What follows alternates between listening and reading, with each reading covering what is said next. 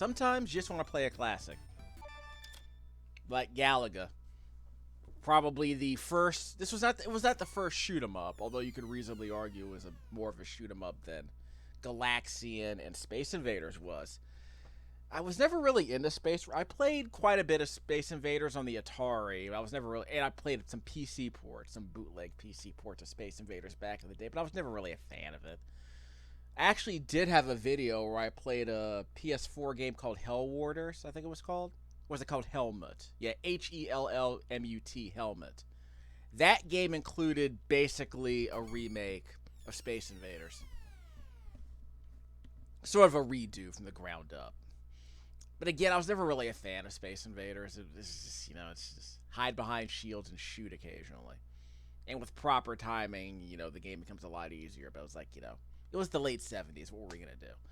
Well, then Galaxian came out, and I played quite a bit of that in the Atari 2600. And I remember liking that game, but it's like Space Invaders without shields, basically. But Galaga is the game you need to play. The people who love Galaga are correct. It is one of the first great arcade games. It's one of the few games from the early 1980s I have no problem playing. I think it's on the NES Classic, isn't it? Yeah, you just pull it out. Perfect. Select your ship, use your lever and the run button. You can start out with 2 ships. We're going to start with just 1, and then we'll gain the second ship as we play. It's actually pretty easy to get if you pay attention. Typical rules, just shoot all the ships that are there, and there's a particular ship that can capture your vessel. And if you allow your ship to be captured, and you have a ship in reserve, then yeah, you can you can double up your firepower. So we're gonna work on that in just a second. We need to keep that yellow guy alive, right? You keep the yellow guy alive. You keep the yellow guy alive. He's the one who's gonna try and capture us. Is he here? There he is. So I let him capture me. So the yellow guy, I believe, is the king, and once he captures us, we can shoot down the ship and get ourselves a backup. Here it comes. I think we have to survive the wave. Yep, we got it. We just have to survive that one strike, I guess. Now we can double up. Let me get full turbo. Let me get full. Yeah, that's too strong. We'll just do turbo level 2. Yeah, turbo level 2 is good enough. Remember, you're your bigger target. That's the problem. You have double the firepower, but you're a bigger target. The old school risk-reward gamble with Galaga.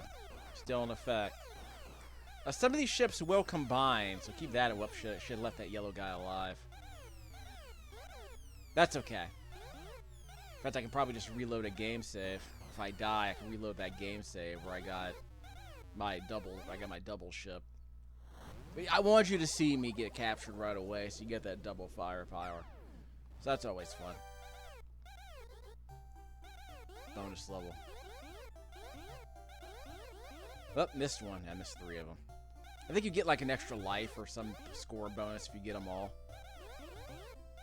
I don't think they can kill you. They're just here to dance. And our job is to shoot them all down if we can.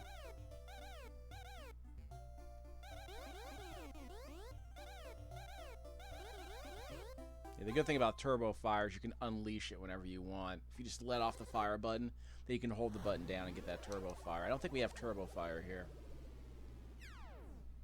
But I can turn it on. So we do have some turbo fire, but it's very slow. Careful. Keep one of those yellow guys alive. Don't get stuck in a corner. Yeah, do not get stuck in a corner. Here comes the yellow guy. Okay, so I get my double firepower back. I don't know if we get I think we get some kind of point bonus if we get back our ships. There's also that. Yeah, now the ships are going to combine. So they start making compound ships. Man, where's my captured vessel? Did it blow up? What? That was bad. Game over. Yeah, my hit-miss ratio. That's amusing. So is there like a level select going on here? So I don't know why I didn't get my ship back that second time. Because I managed to get it captured before. Homosugi. I don't know, man. So we can try again. We'll start with the double vessels, just for funsies. So we're willing to sacrifice an extra life to start out with the double vessels, which I like. I like the idea of just getting people right to the point. Yeah, there was a time when having 2 ships was like the vibe of this game. Like if you were on top of the world when you were playing this game in the arcade and you got your extra ship, that was always fun. I want to say there wasn't much more to the game to that, beyond that, but that was always, I mean, I always liked the pace of this game, obviously, like I said. It's the game that proved that Space Invaders, it was the game that Space Invaders was building up to, as far as I'm concerned. I mean, I need to play Xevious. Xevious is the kind of game that I couldn't really appreciate as a kid on the NES because it was really ugly. I couldn't really make sense of the dual level shooting system that game had. I might like it more now as an adult, but I need to get back to Xevious. And that game is not available on the NES. That game is not on the NES Classic, is it? That's my point bonus.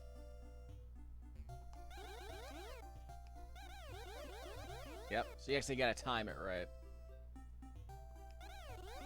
Got it. They won't shoot you. You just have to pay attention to where they wind up in terms of their dancing patterns. Ah, missed. See, I never get the full 40. I always miss at least one. And when we're done with this video, we'll do a sampler of some of the other shoot 'em ups that are on this TurboGrafx-16 Mini. I know we're gonna get to Parodius at some point, Star Parodius. But we'll just do a sampler of that right off the bat.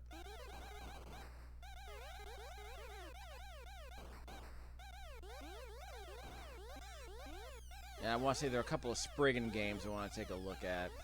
One's a top-down shooter. The other one's, I think it's called Spriggan Mark 2, which is a side-scroller. Seems really basic though. It's from Compile, if you can believe that. So if you can believe that Compile made a bad shooter, there you go. Shame, really. We'll get to that. And I think we're gonna sample one of the other games. What's the other shooter we're supposed to take a look at? We already have a separate video for Aldine's. But again, we're gonna do like a sampler. So we'll do this game and probably like 5 or 6 other shooters. So you get like a good cross section of the variety they got on this unit. Because I could spend 10 minutes on this game, but I kind of want to fill the time with a little bit of extra, some more modern shooters. So I'll show you the two soldier games they got here, like Superstar Soldier and hold on, coming for I want him to capture me. Come get me. Come get me. So what do I have to do to get him back? Go for him right away. There we go. Don't shoot him. Yeah. So I got my double shooters now, but unfortunately I got no more lives left, so make it count. I think I got the higher score, though. Probably because of the bonuses I got. Yeah, I got some bonuses last time. Darn it. I guess sometimes you have to hold your fire so you can save your bullets from when the targets venture in front of your sights again. Yep, got it. Your rate of fire is high enough that you can take them all out with regular turbo fire. 38 out of 40 again. What's down the... Check out the bottom right-hand corner of the screen. I have no idea what that is. Because, again, this game didn't come with an instruction manual. And there's no attract mode to explain how any of this works. Uh-oh, actual vertical scrolling sections. You got asteroids in my Galaga. What's going on here, kids?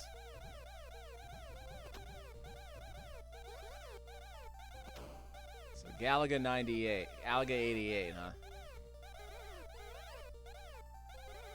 I mean, eventually, at some point, they had to make Galaga into a regular... They had to make Galaga into a modern... to a modern, you know, scrolling shooter, right? Yeah, we can't allow a ship to be captured. Because that'll end the game. If our last ship gets captured, game over.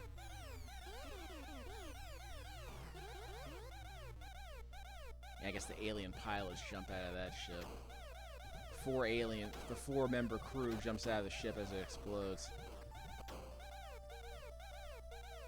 That's what I mean. Like I think I had a concept for a Galaga sequel back in the early 90s.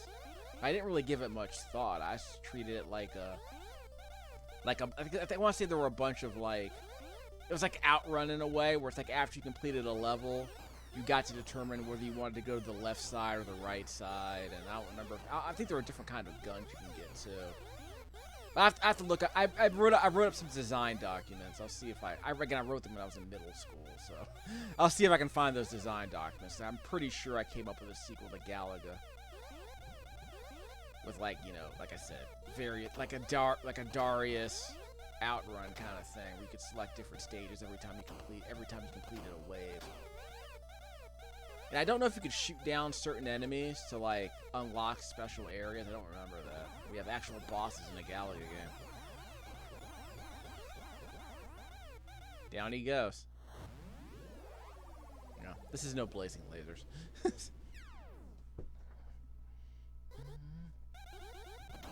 As long as we don't get shot, we'll be fine. Like I said, just don't get cornered. Don't get cornered. Just be ready to dodge once you see those bullets come out. Remember, I didn't get any extra lives. Was there like a score where I have to get an extra life? What? Did way better this time than I did the first time. Whoop! There, I lost my double ship. Well, it's fun while it lasted.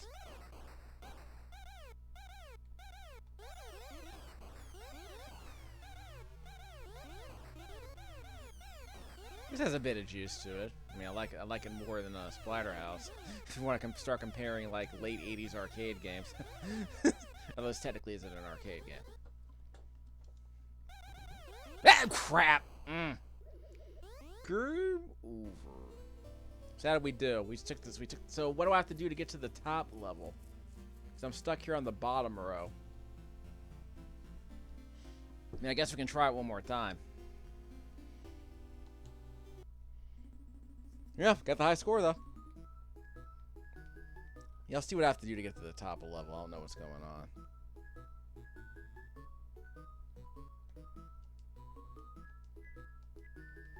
So we'll be fine. We'll start with the double ship. So let's see how this works. So basically, we're betting on ourselves. We're willing to sacrifice that one extra life to assume that we'll survive longer and get higher scores.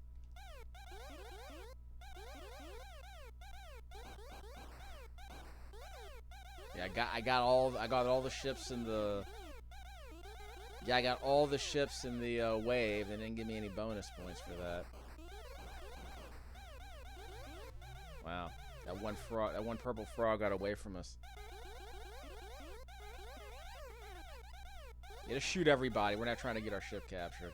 We are a bigger target, though, so there is that. But yeah, I do like the pace of this game.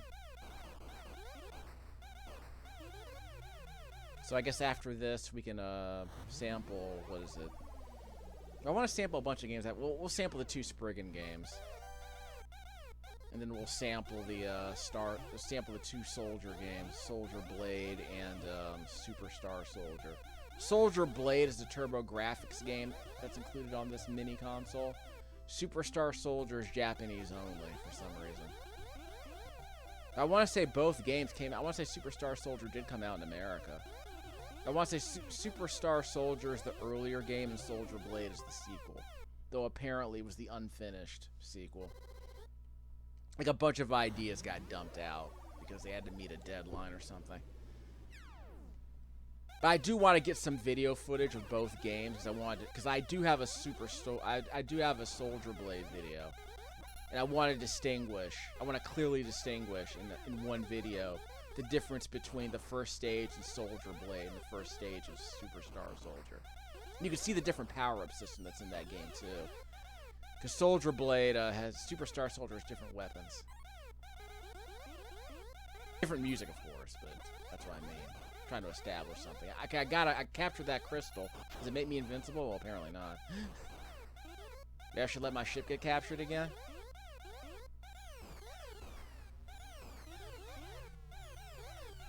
Gimme. Okay. So let's shoot it down.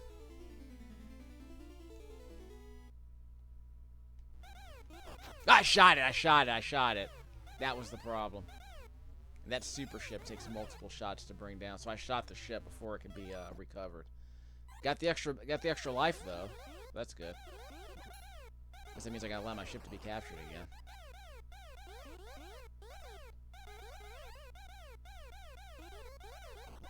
So I guess the trick is to meet the wave on the same side of the screen where it enters, because then it'll dump its missiles. Yeah, because then it'll dump its missiles on that side of the screen. You can easily dodge it. He didn't capture me that time. Get me. He's not capturing me.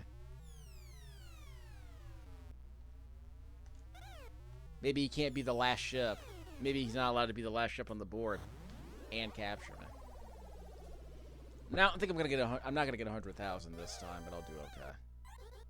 I'll probably get 80K this time. See, I always miss at least 2 of them. Because I didn't have the second ship with me, so that hurts.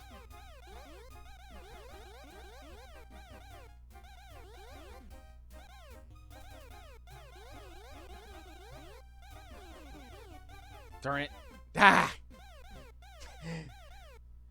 Bobbed and weaved, huh? Pretty good. Yeah, but I keep saying I'm going to make a game kind of like this. Like I said, but there's going to be like... Because I know making shooters is actually pretty easy. Because you don't have to do gravity. Really, all you have to worry about is the speed of the ship. And the path of the projectiles. And, of course, the AI. What patterns the AI will have. Whoop! That was just stupid. That was just monumentally stupid. I mean, I know you can do this in Python, but... Like, personally, the only reason I want to do something in... That's right. I have a Wii game called, what is it?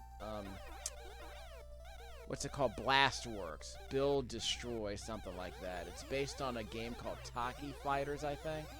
Where you shoot ships like this, and they blow up into like 1 million pieces, and you pick up the pieces to make your ship bigger and stronger, I think. Okay, we're done. So I got the 80K I was expecting, but I didn't get the 100K, obviously. So I'm very curious how the layout works. Okay, so it's time for that sampler. Alright, so as promised, so I made it to level 228 apparently. Don't know when that happened. Okay, so we're not gonna do a full video on these Spriggan games. We'll just sample them. No Spriggan games from the TurboGrafx section. So this is the 2D game, which is not particularly good. I think this is a Super CD game. No, so excuse me. This is the top-down game. This one seems to be okay. It's a more traditional compile shooter. This one is a 2D game, a side-scrolling game, not as interesting. I think this is one of the last games they made. I think this is one of the last games released on the console.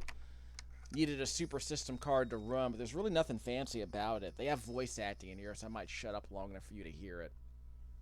Nazak. So I'll shut up long enough for you to hear it.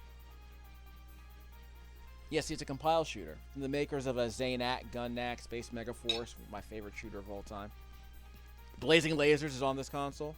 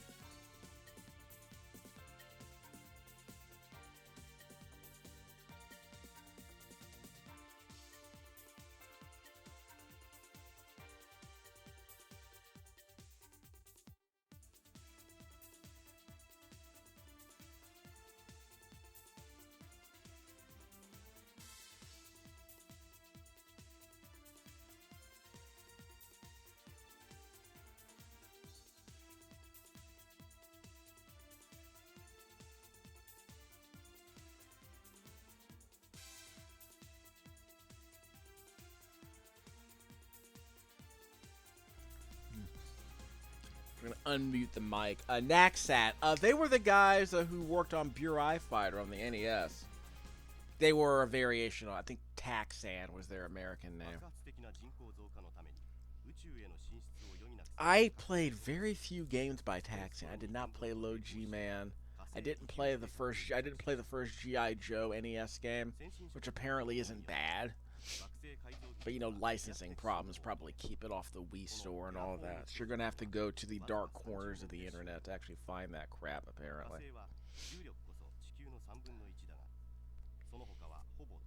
Yeah, so we'll see the full opening later, but because that's the voice acting, that's Japanese voice acting in here.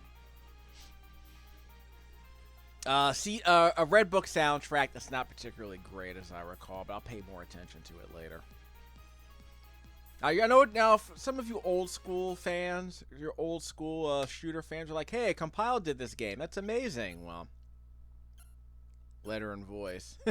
So you get to hear the voice acting next time. There's a digest mode, normal, hard, super hard.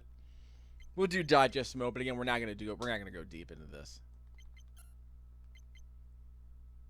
So I guess in demo mode, we should have gone both.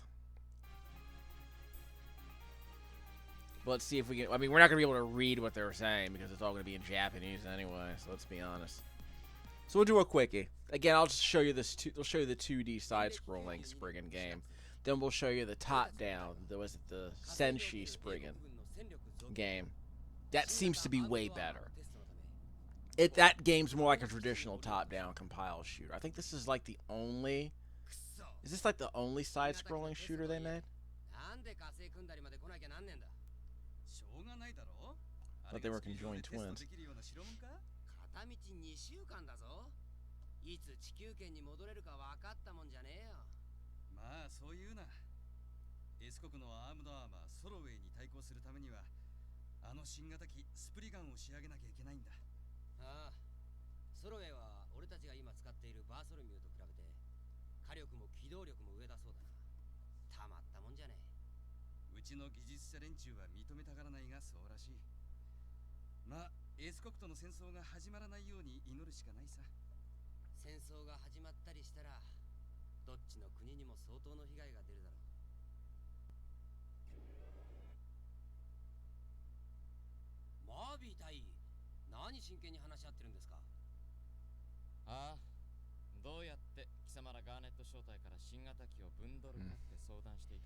Not particularly good art, but again, back in the day, all they could do was like Ninja Gaiden level art, and even then, it wasn't that particularly good in this game.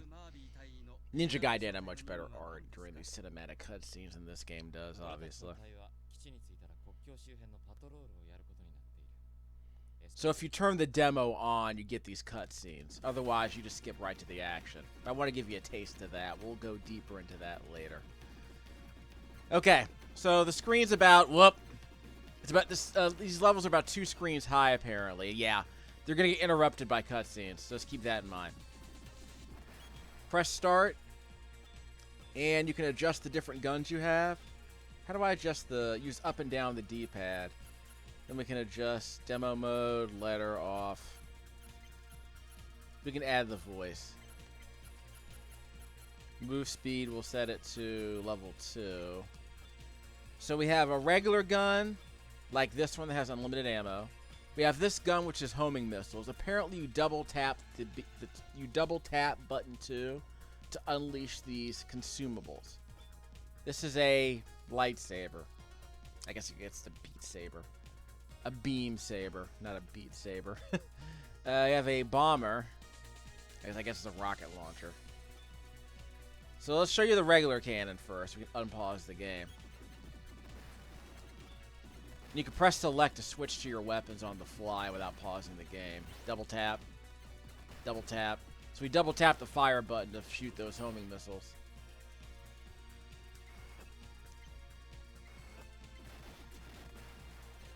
Select. So now we have our saber. So again, we can press select while pause to switch to our weapons without having to do it on the fly. So we'll start by switching weapons during the pause screen. I think you have to double tap the B button to swing your sword like that. You can also hold the button down to keep the beam out like that. though it seems to be kind of dangerous. And you also have a shield in this game, I don't know if you noticed. On the left-hand side of the screen, on the bottom, you're going to see a shield. We can take a number of hits. Double tap. Double tap. So it's a spread gun. You double tap this for a spread gun. Double tap. So it gives you a bit more firepower. Select. So those are the weapons we have to play with. I'm not a real fan of the beam saber. We'll mess around with the weapons we got. We'll get fancier later. Epsilon. So they said, what if we made a traditional 2D shooter with 4 different kinds of weapons, no power-ups. We just added consumable weapons here, and we added anime cutscenes, Ninja Gaiden-like anime cutscenes to interrupt the flow of the action. Sounds like a bad move on my part, but you can also turn those off. Oh, by the way, you can press button 1 to flip to face the left side, so it's like Section Z. Apparently, a game I've never played. Press the button 1, and you can switch sides. So you can turn your ship around. I think he hit me there. What? Got him. So we'll press button 1 again to flip back to the other side, like that. So that's how you flip around, like Section Z. I kind of wish more games would do that, but then you have to adjust the flow of the combat to lead the player to eventually turn around at some point. I think, what game was it? Panzer Dragoon is probably a different example, but that was a game where the enemy only attacked you. It was a 360-degree game, but you could rotate your view in quadrants.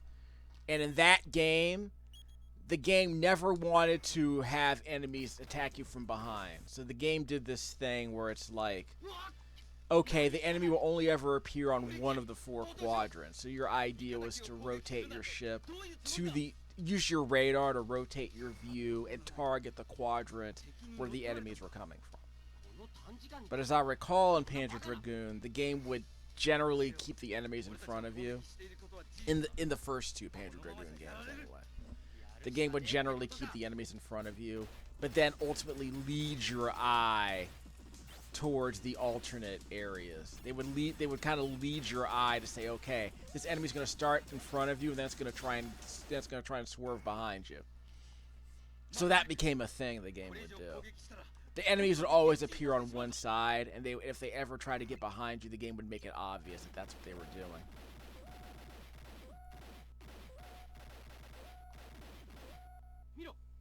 See, all these interruptions are lame. Although they do make the game a bit easier, though, because it pauses the game during certain points and kind of get your breath.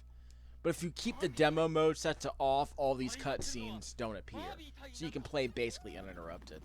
Like a more traditional shooter. See, we're seeing a bunch of this. Yeah. I played this game before without commentary, and it was basically a straight shooter. No interruptions whatsoever.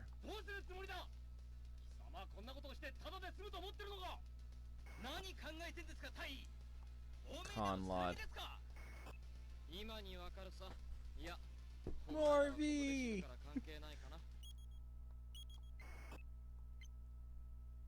Canningham. Greg. We had this big anime, we had this big anime shonen, confrontation that basically boiled down to a bunch of dialogue before everyone started shooting, I guess. Nice of them to pause so they can explain what they wanted to do, so they can explain their master plan or whatever it was. I mean, the alternative is to have all the conversation take place during all the shooting.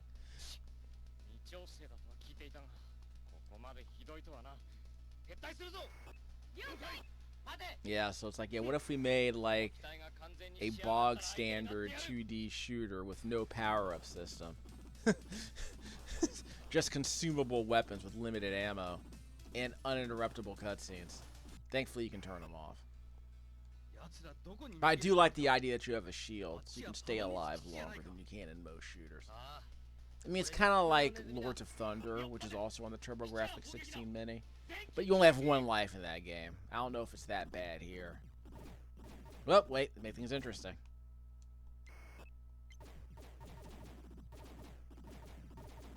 I admit I'm kind of a sucker for level design where they show stuff in the background shooting at you. That eventually shows up in the foreground.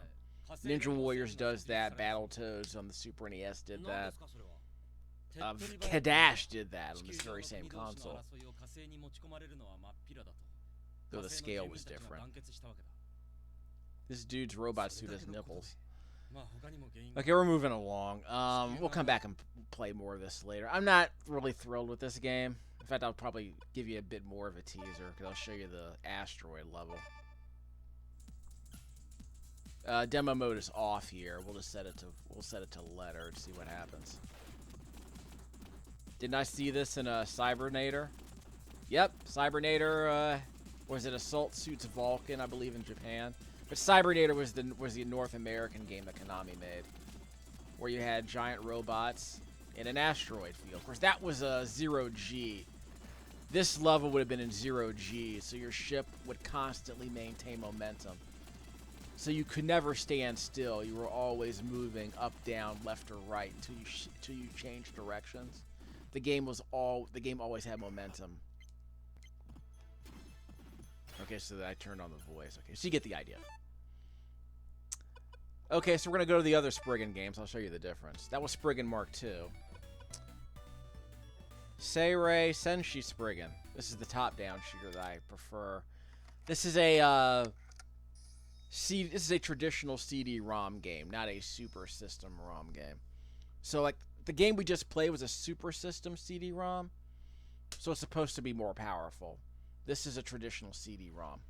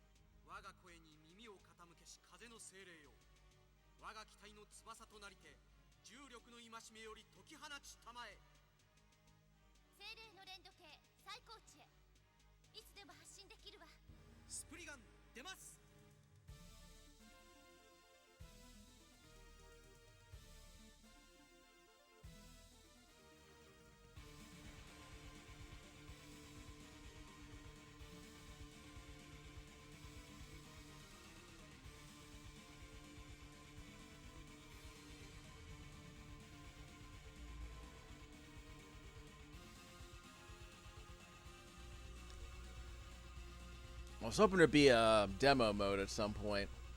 But yeah, this is a top-down shooter.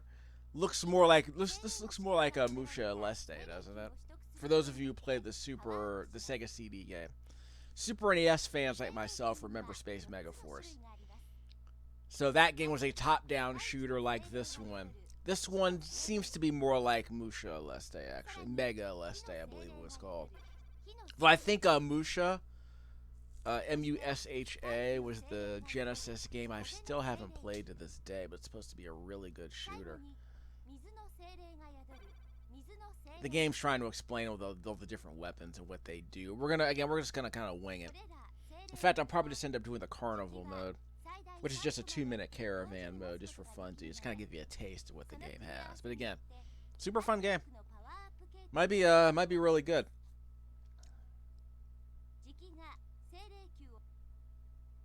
So we'll skip this part. And like I said, I'll give you a taste. Worth the option here. Normal. Unbelievable. We're not going to do unbelievable just yet. We'll keep the demo on for now. The CD's on. Yeah, I guess I want Red Book soundtrack. If you want the Red Book soundtrack, you can get it. Don't remember if the music's any good here. But it's way better than that Show Aniki game. This is a more traditional compile shooter. I should have said time attack. Hold on. I meant to do a time attack. We're going to do a time attack. Sorry about that. We'll get to that. But yeah, imagine buying a Super CD and importing some of these like really mediocre games. So I would be really disappointed if I got that Spriggan game and I mean, if it wasn't Japanese, I guess I shouldn't complain, but a lot of these games are still playable. You were doing normal. Remember, a lot of the games we're playing right now are in Japanese. They're completely playable. You just have to accept the fact you won't be able to read some of the text. That goes to the territory. So if you're kind of into that vibe where you're like, yeah, I found a Famicom game on the street. I'm gonna shove it in my console and see if I can understand it. I thought there was a 2-minute mode. Well, we're gonna do it to it. Check the bottom right-hand corner of the screen. See, you see the blue, yellow, blue. The one on the far right side, I believe, is the weapon that I have. That glowing ball I just picked up is a screen-clearing bomb. You can see one on the bottom left-hand corner of the screen right there. Oh, the timer's running. Crap. Change the speed with the select button here. We're going to change it to 2 out of 4 as the default. So the timer's always running. Yeah, the timer's always running. That's not cool. So we got a bunch of blue orbs. Now we got some yellow orbs to mix it with. This seems to be like a homing missile of some kind. And remember, there's a lot of interlacing going on in these compile games. So if you pause the game like this, half the bullets disappear. Kind of a traditional trick that a lot of shooter developers used back in the day. I want to say it's an interlacing trick. So it can double the number of bullets on this. They can double the number of moving objects on screen at once. If they just made the bullets cycle between, if they made the bullets cycle during the interlacing, without getting super geeky about it. In the old days, you would play video games on fatback CRT cathode ray tube televisions, and they only showed half the picture at once. It was like Venetian blinds, basically. You would see all the odd lines would appear, then all the even lines would appear. So they would cycle back and forth 60 times a second, showing 240 even lines. They would show 240. Like I said, imagine like Venetian blinds. Imagine Venetian blinds with 240 slots, and then so you show the 240 slots, then you show the 240 gaps between the slots. I guess that's the best way to describe it. And you cycle it 60 times a second. You know, it's some kind of trick, a persistence of vision, I guess you would call it. But the idea is when your eye is playing a game at that speed, it all looks like one smooth motion. When you're playing it back on a CRT television, you're basically only seeing half the bullets on screen at any given time. So the conceit is that the developers only have to program half as many bullets, so they can conceivably have twice as many projectiles on screen if the game just cycles them 60 times a second. It cycles them on and off. So I guess depending on the size of the bullets, you could conceivably make a shooter like this that moves at a high rate of speed with some very large projectiles. But because they're cycling on and off 60 times a second, you don't really, it just looks like a flashing blue laser. You see what I mean? But if you pause it, you can see only half the fireballs appear on screen at any given time. So if you cycle through one frame at a time, you can see why half the bullets appear and half the bullets disappear. So it's, like I said, it's sort of a geeky thing. I'm sure the hardcore fans will tell you more about that, but it's a cute little trick that I learned. That apparently, it's something I picked up on like maybe a couple of decades ago. I'm like, oh, so that was how they did it. Yeah, they just cycled them on and off. Okay, we got 90 more. We got about 80 more seconds. You know how it is in these caravan modes, or these tiny little blocks you can shoot for points. Whoop! Blew me up. Oh, okay. So I don't get sent back to a waypoint. I think Parodier made you go back to a waypoint.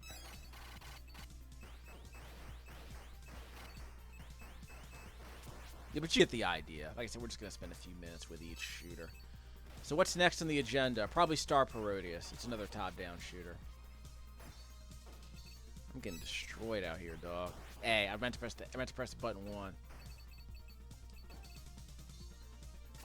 Yeah, I pressed button 1, but I didn't get anything.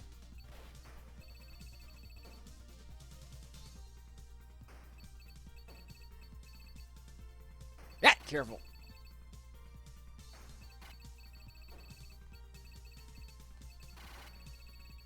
So he moves the shield, okay, just so he can fire that gun.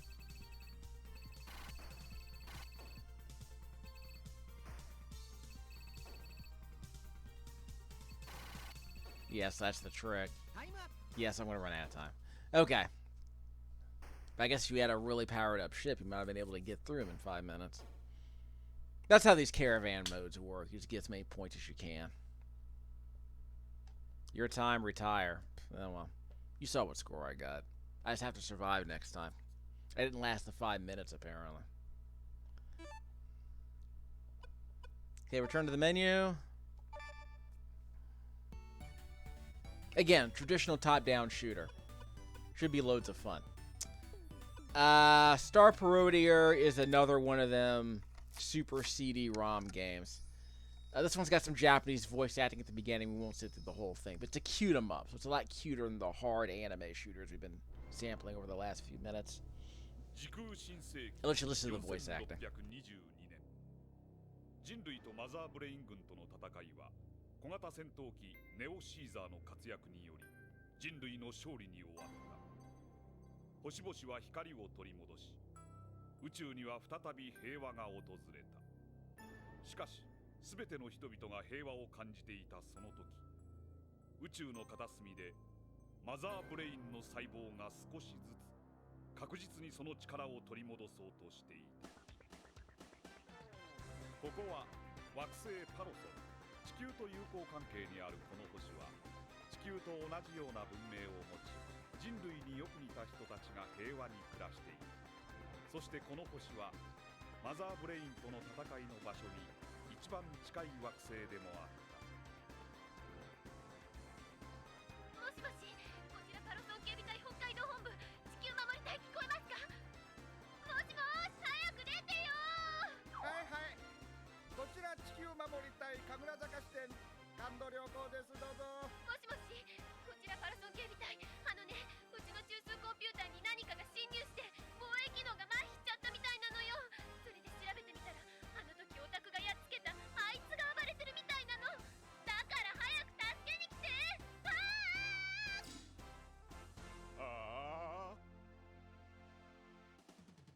というわけで、この事態を重く見た地球守り隊ではパロソンに向けて至急援軍を送ることとなった。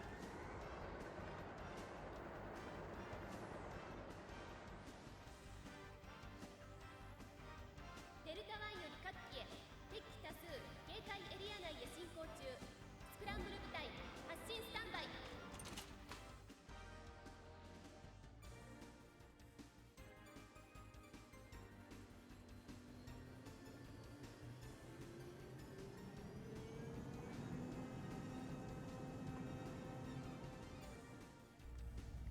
Yes, they made an anthropomorphic PC engine. I've actually seen that image in some video game music sites on YouTube. But yeah, this is Star Parodius. It's basically a top-down cute 'em up. How to play. Yeah, good luck learning how to play. All the instructions are in Japanese. Again, this is a top-down shooter. I guess it's similar to Twin Bee, the Konami game that most people haven't heard of. I can't think of many games that the average American would have seen that are like this. Air Zonk is a game on this console that's a 2D cute 'em up. I did a video of that already.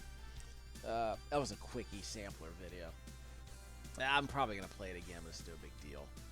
And Sector X is a game that I've played on this channel. It was a Taito arcade game. And Again, Parodier is a game that some fans of like Japanese shooters in the Super NES might remember that one. It was actually a pretty fun game for what little I played of that game. This is a top-down version based on a similar concept. Super cartoony, super comical. When we play, you'll see enemies will literally wave the white flag when you shoot them. That kind of thing. We're going to do the exclamation mark game level, whatever that even means. Screen mode. Oh! Tate mode! We're not going to do that. We're not going to do Tate mode. Tate mode. There's no reason to do a Tate mode. Sorry, there's no reason to do a Tate mode. I have no idea what soft rapid means. We'll mess with that later. So we'll do the caravan mode, which I played earlier. It's called Battle Stage. It's a caravan mode. You can go 2 or 5 minutes. We're going 2 minutes because this is a quick sampler. But as I said, it's a top-down shooter, pretty traditional. We're going to choose the PC engine, because why would you not play as the PC engine? I mean, you won't see that on Genesis. Was there ever a Megadrive? Well, maybe there might have been at some point, but Hudson was really leading into it. I can't really blame him. Bomberman and the PC engine were extremely popular in Japan in the late 80s, so I guess it was kind of a thank you. Because in 1992, the Super Famicom had already been out for a few months, so Hudson was probably starting to feel the heat a little bit. I don't know how well the console sold in the 90s because in 91, obviously, the Super Famicom had come out. In 91, Mario World came out, so they knew Nintendo was coming for its crown, and Hudson was starting to feel the heat a little bit. Although I could have argued. I mean, and to be fair, there's an argument. Look at that! Look at that! I'm shooting CDs. Oh, now I'm shooting Bs. I think I hit the yellow. I think I got the yellow power-up pickups. But you can understand why Nintendo was kind of following the PC engine's lead, because in Japan, the Famicom came out like what, 90? It came out like 83, I want to say. Our NES was originally called the Family Computer. And apparently it was made to play, an arcade perfect port of Donkey Kong. That's really the reason the system existed. The hardware that was used was based on the hardware that was used to make that arcade port. That arcade cabinet. That made Nintendo all the money. Can I shoot the ghosts? Yeah. But when the PC engine came out in like, what, 87 was it? Their whole bit was that, okay, this is just like the Famicom, except it's way, it's way more colorful, as you can see. This is peak, peak PC engine design, as far as this is the peak PC engine aesthetic you're seeing here. Super bright, super colorful, super candy colored aesthetics. The console had a larger color palette than the Mega Drive Genesis did, obviously. And it also, I believe it could also show more colors on screen than the Genesis, certainly. I think the Genesis I think had a palette of like, what, 512 colors or something like that? But it could only show 64 at a time. I think they were able to cheat a bit by using some color math. I don't know, because I know the Super NES did that. The way to fake a certain kinds of colors is to blend two colors together. So they end up making a third color. If you have a crayon box, you know the effect. You mix red with yellow and you get orange. That kind of color math. It's more complicated than that, obviously, but it's kind of cool to see in a video game. I think that explanation is cool to see. When I heard it explained to me for the first time, when I saw, I think Digital Foundry did a video about Secret of Mana, and I think it linked to a Gama Sutra explanation of how that game used color math to fake transparency effects. But we'll talk about that later. Here's what I'm going to do. I'm going to show you the first few minutes of Super Star Soldier, which is a very good top-down shooter that's similar to a very good top-down sequel to this game that I played called Soldier Blade. That is on the TurboGrafx-16 catalog. This apparently is the prequel to that game. And these games I believe these games were pretty highly regarded when they came out in Japan. I want to say they were arcade games prior to their ports. I think Star Soldier did come out in the NES, I believe. Yeah, I want to say we definitely got a port of that.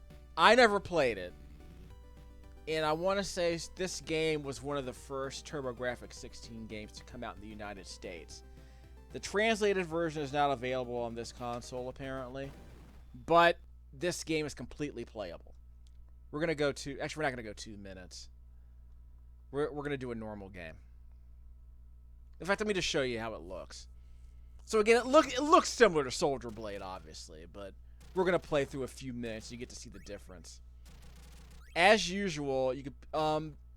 if you remember Soldier Blade, which I have a video of on this channel, I'll show you that later. There used to be circles on the bottom of the screen. Red, yellow, blue, and green. Kind of like the game we just played a few minutes ago, that Spriggan game. The top-down Senshi Spriggan game that we were just playing. There were 3 icons in the bottom right-hand corner of the screen that showed you the power-ups you'd already picked up. And I believe you can combine the power-ups. This game is more like Soldier Blade in the sense that you pick up... This game's more like Space Megaforce or Soldier Blade, where you pick up a weapon and you pick up a weapon of a... You pick up a color to get that weapon. You pick up the same color for that same weapon, and it powers up. So if you pick up the same weapon twice, it powers up twice. Pick it up 3 times, it powers up 3 times. If you pick up a different weapon, it's a lateral move. So if your weapon's at level 2, and you pick up a different weapon, then the weapon you switch to is apparently going to be level 2. So if you want to power up a weapon, you have to pick up the same color of the weapon you're already using. So this is a red gun right here. So if you pick up another red orb, it will be powered up to level 2. And I think eventually it starts spreading. I think eventually it has spread fire. It can also shoot behind you. Check out the top left-hand corner of the screen. See the little triangle pointing to the right? That's your speed. Press the select button to switch your speed. I think you can cycle between 3 or 4 speed stages. So the idea is you press select to switch to the speed you want to use. Again, you can't see the weapon. You can't see the orbs for the weapons you're carrying. What do these yellow orbs do? I don't remember. But it looks like the AI didn't want to pick them up. Some of these demos aren't very useful because they don't actually tell you. They don't actually show you how to play. They just show you the basics. See? Or you just die too quickly. But they don't want to spoil the game for you. I don't blame them. So we'll do a normal game. We'll play a couple of minutes and we'll bounce, and then I'll show you Soldier Blade and we'll end the video there. Pick up the red. That's power level 2. Shoot down these ships. There's another red. So now I'm able to shoot behind me. And I'm able to shoot behind me and I have a 3-way beam. Can I switch? Press select. There are 3 speeds. We're going to switch to the blue weapon. Power level 3. Now it's power level 2. Now it's power level 3, I guess. Get one more. Now we got the 4-way circle gun. The 4-way donut gun. The 4-way blue donut. We're gonna keep this gun. I prefer it to the red gun. So we'll keep the speed at level 2 out of 3. That's fine. The medium speed. No auto fire needed for this game. You just hold the button down, you get auto fire. We'll switch to the yellow. Now we got a flame. Then we picked up a green power-up a second ago, and that gives me this green lightning gun, which you might remember from Soldier Blade. We're gonna keep this gun for a while. Oop, I got some. I press button 1, and you can switch the orientation of your orbiting ship. So if you press the 1 button, if you press button 1 again, they'll be on your side. They'll be on your left and right side. If you press the button 1 again, they'll stay above you and below you. If your weapon is fully powered up and you collect another capsule for that color weapon, you see the little screen clearing bomb that appears.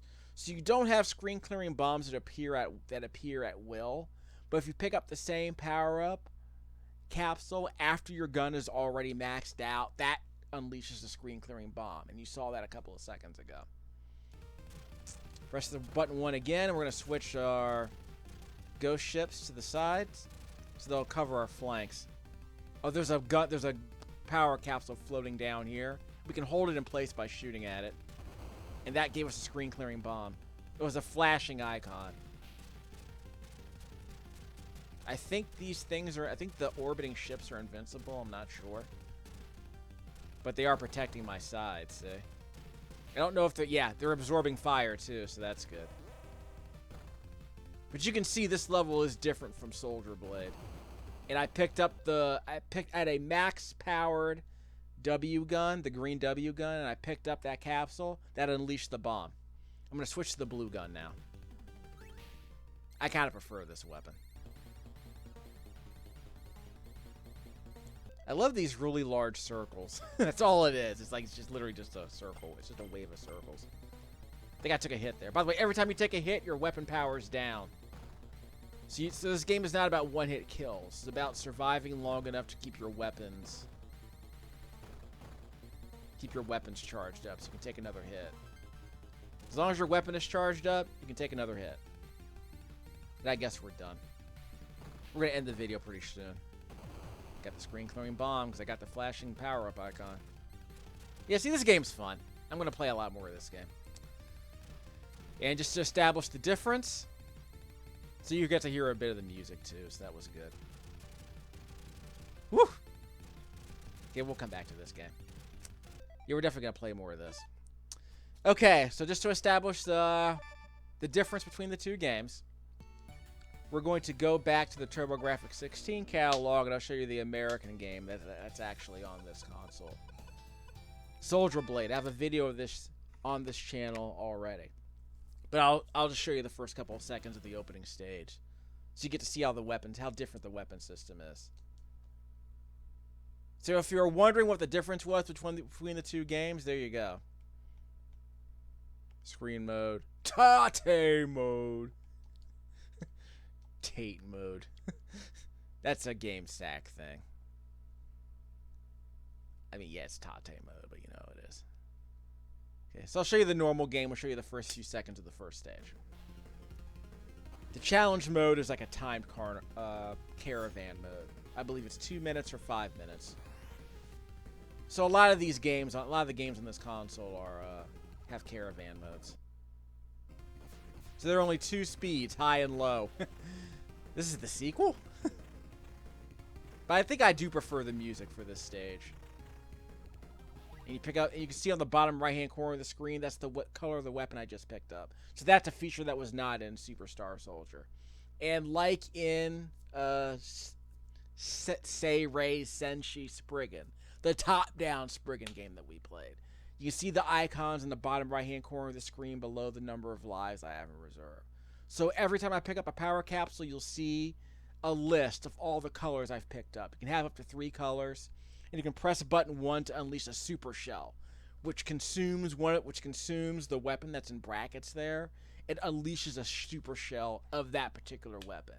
Every weapon has a unique super shell ability, and we'll see a bit of those here. I won't really be able to show you all of them, but those are the major differences between these two games. See, I got 2 reds, so I got the spread gun right here. I'm shooting behind me. So I guess it's a Y gun. I'm shooting behind me, and I'm shooting in a spread in front of me. We're going to pick up the red first. So now we're powered up with max power. I'm going to unleash the super shell here. So in this mode, when you press button 1, the red super shell gun is like a homing gun. This fireball in front of me, chases after enemies. I'm going to pick up the green gun. So now we have a green gun in just a second once Super Shell mode ends. By the way, on the top left-hand corner of the screen, you see the score. Then you see the word low. Below that is a bar that empties out every time you press the Super Shell button. Button 1. So the Super Shell gauge is about to expire, and I'll be able to shoot my green gun, right? That's my wave gun. That's the green gun in this game. There is a lightning gun in this game, but it's linked to a different color. I forget what it is. I think it might be the blue one. Gonna do a super shell in a second. So that's the super shell for the green gun. You can see the green bar below the top top left hand corner of the screen, below the word low. There's a green bar that's gonna empty out. Once it empties out, I'll be able to control this blue gun right here. So that's my W beam. Not green like in Superstar Soldier. It's blue in this game. Pick up the blue one first. Press 1, and that's my super shell. It's just a single high-powered beam. Like in Super Turrican, I guess you could call it. See? And once the super shell gauge expires, the weapon disappears. Now, to my knowledge, there's no way to switch weapons, but you can see on the bottom right-hand corner of the screen, the green weapon is being selected. It's the green wave beam that I'm firing. It bends as your ship moves to the left or right. It bends with your ship, which I love. You press the A button, that green beam will disappear. Then the next weapon in sequence, which is the blue gun, will replace it. So we'll get rid of the super shell to get rid of the green gun. Now we have 2 blue guns here. And we can unleash the super shell here if we want. So you can see what happened there. I used the super shell to get rid of the green weapon I was using. And once that happened, I would have switched to the next weapon in sequence, which was the blue gun in this case. If I press the button 1 again, I'll unleash the super shell, and that blue gun will be reduced in power level by 1, and the level 1 blue gun will be there to replace it. If I press the super shell again, that blue gun will disappear, and then the red gun will replace it. So you see what's happening. I'm willing to sacrifice the weapon that I'm using by going into super shell mode. But that's the idea. You can always see the weapon that you have that you're shooting right now, the weapon that will replace it once you use the super shell. So you get some idea about how there's a bit of strategy to that I appreciate. So we'll end the game here. Actually, we're not going to end the game here. I'll get you at least to the boss. Here's the boss. Wanted to at least show you the boss, or at least the boss wave. You can see where this game is This game is very similar to the earlier game, but also different. Looks like we didn't kill him. Yeah, we killed him. I'll be back. Okay, so you get the idea, right?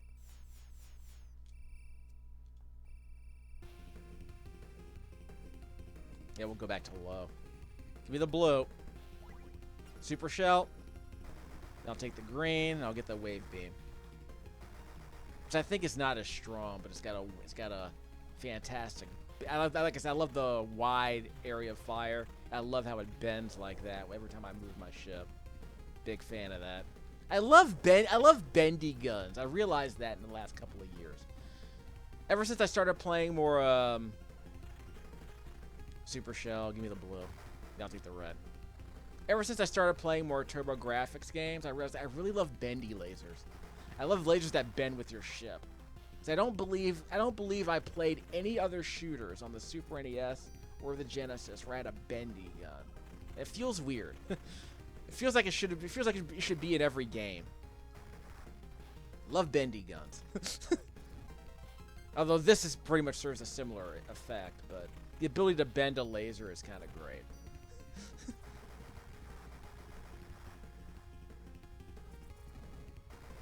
Well, we got 3 reds.